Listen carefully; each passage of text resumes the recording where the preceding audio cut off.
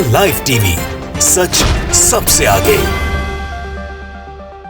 नमस्कार, आप देख रहे हैं द लाइव टीवी। आपके साथ मैं हूं भुवन शर्मा। दोस्तों, इधर मोदी सरकार के 7 साल क्या हुए, उधर भारत के मानचित्र के एक और हिस्से को लेकर टकराव की स्थिति पैदा हो गई।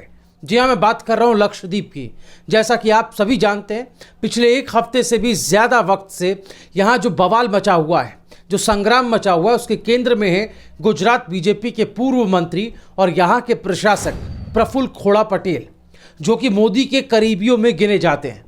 इन्होंने जिस तरह से यहाँ की संस्कृति, यहाँ के रीति रिवाज, खान पान और ज़मीन इत्यादि को लेकर जो बदलाव के नियमों की शुरुआत की है दोस्तों, उससे यहाँ के लोग खासे नाराज़ हैं और यहाँ पर स्थिति दिनों दिन खराब होती जा रही है। अब हालात ये हो गए हैं कि भारत के दूसरे राज्य के साथ ही लक्षद्वीप का टकराव शुरू हो गया है। और ये टकराव कैसा, ये समझने के लिए आपको ये खबर पढ़नी होगी। दोस्तों, अमर उजाला की इस खबर की हेडलाइन को आप पढ़िए। इसमें लिखा है कि केरल सरकार प्रस्ताव लाई, लक्षद्वीप ने राज्य के बंदरगाहों से बंद किया व्यापार। जी, हालात यहां तक आ गए हैं कि अपने ही राज्य से, जिससे बरसों बरस से व्यापार होता आया है, उससे ही व्यापारिक रिश्ता तोड़ लिया गया। प्रशासक प्रफुल्ल पटेल ने यहां तक कि बाहरी व्यक्ति को बिना विशेष अनुमति के यहां आने की परमिशन भी नहीं दी है।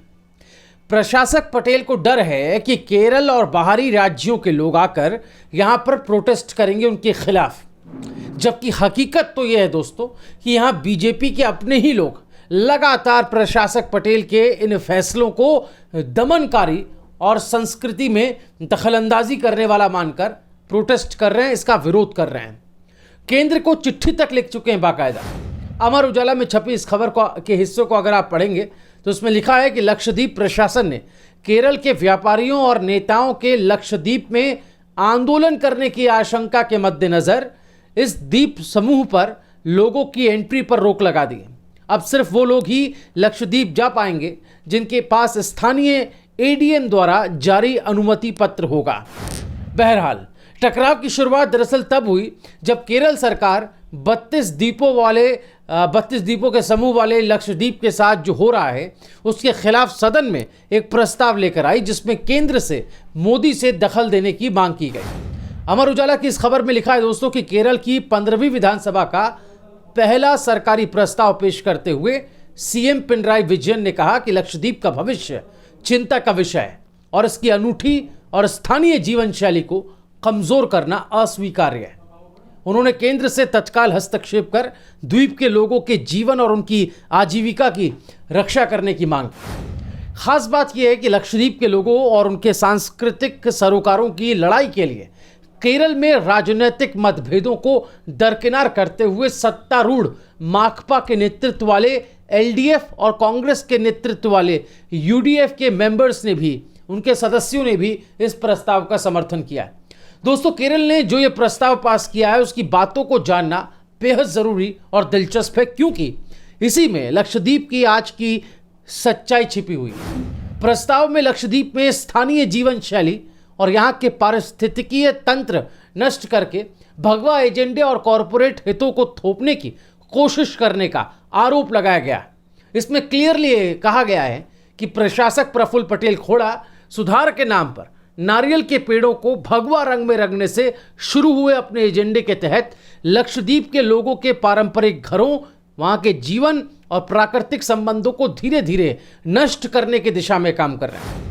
मछली पकड़ने जैसे आजीविका के पारंपरिक जरिए को नष्ट किया जा रहा है।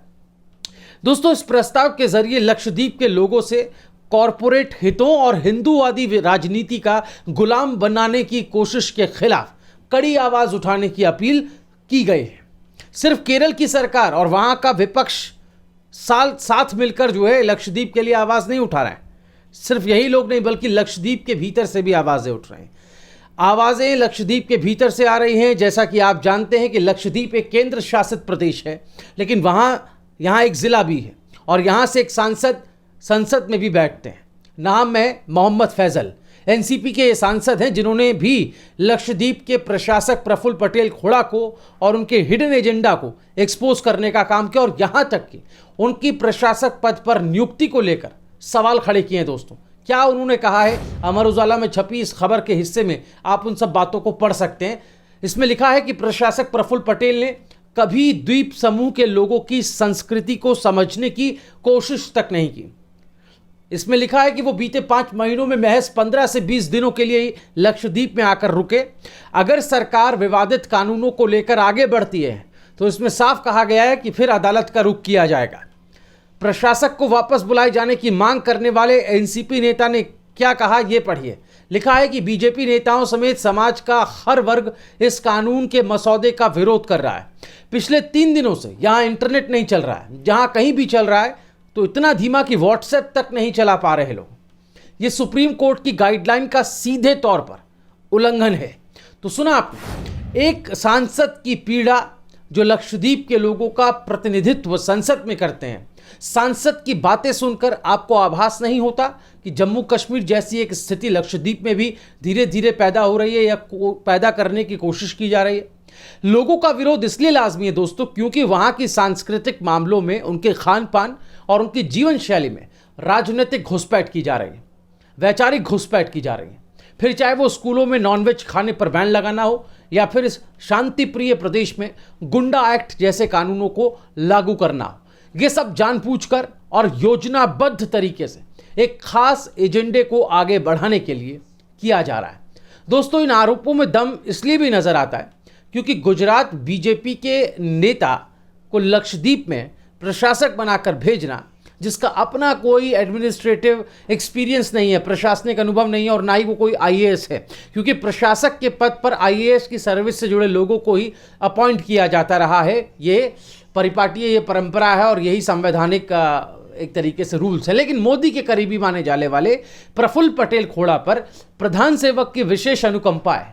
साफ है कि एक राजनीतिक शख्स को उस केंद्र शासित प्रदेश के प्रशासक के पद पर बैठा देना, जहां की आबादी का कुल 96% मुसलमान हैं, और बतौर प्रशासक वो व्यक्ति आने के बाद से यहां के सांस्कृतिक ढांचे को बदलने की कोशिश में लग जाता है। वैसे बीजेपी और आरएसएस कार्यकर्ता की पहचान के अलावा प्रशासक प्रफुल्ल पटेल खोड़ा खुद में एक विवादित शख्सियत हैं। कैसे, आइए अमर उजाला में छपे इस आर्टिकल का ये हिस्सा आपको पढ़कर मैं बता देता हूं। प्रशासक प्रफुल्ल पटेल विवादित शख्सियत रहे हैं। दमन दीव के निर्दलीय सांसद मोहन भाई डेलकर की आत्महत्या के सिलसिले में उनका नाम आया था। मुंबई पुलिस की एफआईआर में भी इनका नाम आया है। डेलकर के बेटे ने पटेल पर 25 करोड़ की वसूली के लिए धमकाने का आरोप भी लगाया था, लेकिन उसमें कोई कार्रवाई नहीं हुई, जबकि डेलकर पूर्व में बीजेपी से भी सांसद रह चुके थे।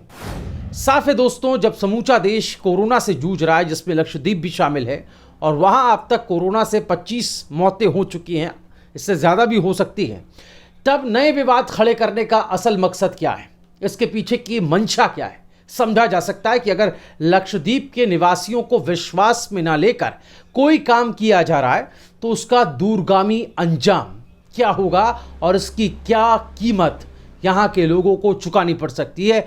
कश्मीर का उदाहरण हम सबके सामने। दोस्तों, आपकी राय क्या है, कमेंट में जरूर बताएं। द लाइव टीवी, सच सबसे आगे।